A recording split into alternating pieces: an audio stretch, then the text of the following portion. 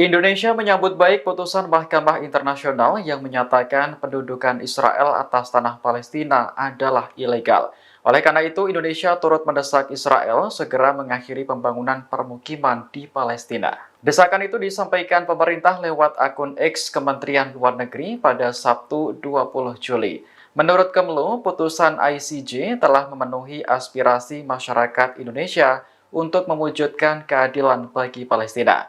Pengadilan yang bermarkas di Belanda tersebut juga dianggap telah memenuhi perannya dalam menegakkan aturan berbasis tatanan internasional. Untuk itu, Indonesia mendukung ICJ agar semua negara dan PBB tidak mengakui upaya Israel mencaplok wilayah Palestina. Sebagai informasi, Israel merebut tepi barat jalur Gaza dan Yerusalem Timur dalam perang tahun 1967. Sejak saat itu, pemerintah Zionis membangun permukiman di tepi barat dan terus memperluasnya. Menurut Indonesia, permukiman ilegal itu harus ditutup dan warga Israel yang tinggal di tepi barat secepatnya dievakuasi. Download Tribun X sekarang, menghadirkan lokal menjadi Indonesia.